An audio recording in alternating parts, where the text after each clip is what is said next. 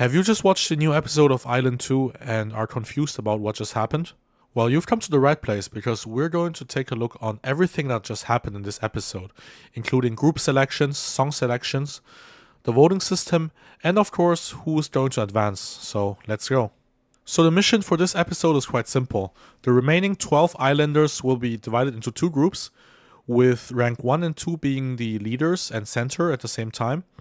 And they're gonna choose both the team members and the song, which is actually pretty interesting because Mnet can do as much editing as they want.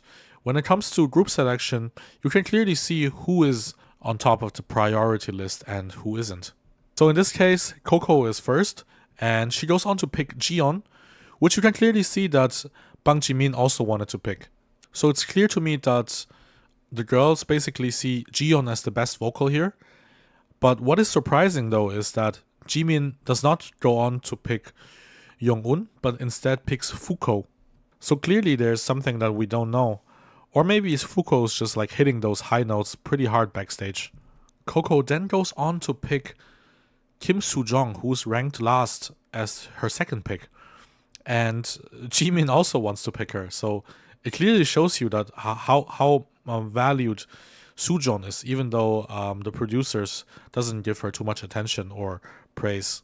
So this basically goes on, and Jimin ends up picking all the all-rounders, while Coco picks all the main positions, which means Coco, the two main vocals, Young-un and Jiyeon, paired with the probably two best dancers in Joo-won and Soo-jung, and her rap companion Yuju. While in the other team you have all three all-rounders, Gyuri, Fuko, and Sarang, with Mai and Sebi.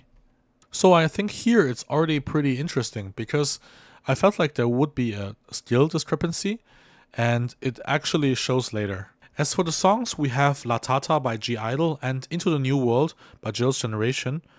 I don't think Into the New World is a good choice though. I'd have rather seen Fearless by Le Seraphim or Dala Dala from ITZY, but yeah, it is what it is.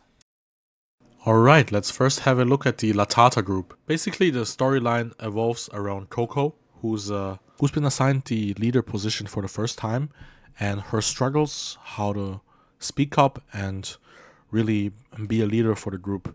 In the video, we can see how Kim Soo-jung is basically taking over half of the leader position because she has a quite strong personality and knows exactly what she wants. So when the producers saw Soo-jung taking the lead at explaining the concept during the interim check, we see how Coco cried and how she wants to be a better leader. And then Mnet shows us how she basically encourages Joo-won and helps her, and how Joo-won compliments her as a very good leader in the second part of the trainings. Basically, they go on to absolutely slay this performance, and even though they, again, didn't show much of Soo-jung, I'm glad they at least showed a lot of Joo-won this time, and that she can basically sing and dance. Also, oh my god, Ji-yoon was so good here. She basically was always a good vocalist, but now she's like very good with her face expressions and the dance performance in itself. So overall, I think as expected, the first group did pretty well. Moving on to the second group, however, they already showed some signs of disagreement during the dividing of the parts.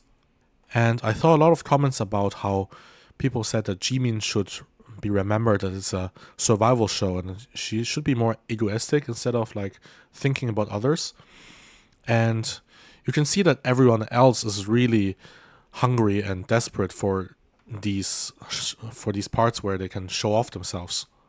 I love this comment where Gyuri said Jimin and her background dancers, because that's exactly how netizens described them, like last week when Jimin had this white dress, you remember? But here, Jimin actually has a very small part until the interim check. And you can see her cry because the other team also recognized that she has a very small part. And then Yuri speaks up and said that she isn't satisfied with her part. And Jiyeon just says like, but you shouldn't be unsatisfied with your part, Yuri. You are not the one to talk here. After that, they show us how Gyuri goes up to Jimin and apologizes for her, let's say, greedy behavior, which is, I think, not really greedy at all. It's just pretty normal. And also how Sebi gave her the first part. In my opinion, Mnet just repeats the storyline. In the last 2 episodes, basically, it's the same Jimin line, right? Where she is a center and she wants to do good. And basically, in the end, she tries to distribute evenly, but in the end, she still got everything that she wanted. So I'm not sure if Mnet does it for the sympathy points for Jimin or whatnot, but I found that quite boring, to be honest.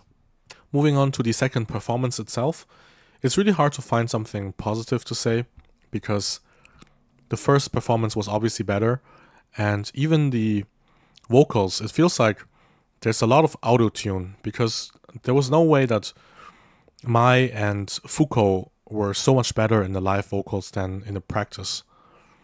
I think the only shining light here for me was Sarang, but other than that, I think there wasn't too much things that were memorable at all.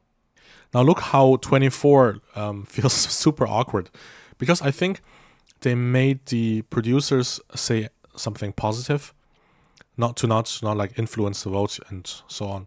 So basically, as you could recognize, all of the producers said something positive. Like there wasn't any criticism in both groups, which is not good at all, I think.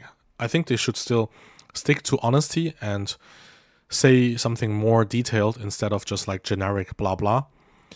But yeah, you can see how 24 is like quite uncomfortable here and tries to find something positive to say.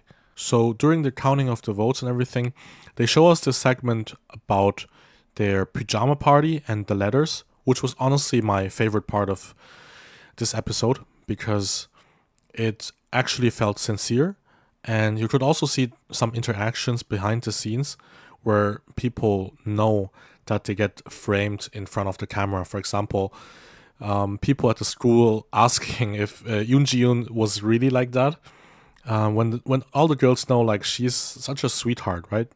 And my favorite letter was probably the one from Kim Soo-jung to Yuju. I think it was just very heartfelt, and both of them participated in previous casting shows where they didn't debut, and she just knows how desperate Yuju is to make it here. So that was really emotional. The biggest surprise in this episode, if I can speak for myself and also a lot of other people, was probably when they announced the second safe vote, and they started off saying it's a main vocal. And in my head, and in many others, probably we were waiting for Yoon Ji-yoon, but it wasn't Ji-yoon, it was Jung-un. It was freaking Jung-un. But you know, for like every good surprise, there's also a bad one. I mean, we kind of knew that Soo-jung was in the verge of elimination, but when it really happened, it still struck me pretty hard, because she's so talented and she doesn't deserve it at all. Notice how she also thanked every trainee, but didn't thank Mnet or the producers at all, which you can think of why, right? Alright, last but not least, let's talk about predictions for the finals. So I do think that Jimin and Jiyoon are probably going to debut, given the circumstances of Mnet's editing and also the popularity. As a third pick, I think that Coco will also be very likely to debut, since she is a lead dancer, like main dancer, but also can rap and is a Japanese representative. But the good thing here is, and that's what I also very like about this finals, is that out of the remaining 7 candidates, it's really everyone's chance. I mean, there's nobody where you say, oh, she's definitely not gonna debut, but because everyone has a shot here. So my personal prediction's actually going to be Jung-un as 4th pick, then Sebi as 5th, and rounding out the lineup, it's going to be Fuko as the 2nd Japanese member. I think Jung-un and Fuko, they both rose in popularity during the last 2 months a lot, especially internationally. And Sebi is very versatile, I think. She's quite young, has a lot of potential, can do a lot of different concepts, and is just a visual, and Mnet really wants her. But you know, I will be saying that there will be a 7th pick by the producers, and it's going to be Yuju. What do you think is going to be the debut lineup? As always, leave your thoughts in the comments, and thank you for watching. I might do a stream for the finals, but we will see. In any case, see you next week.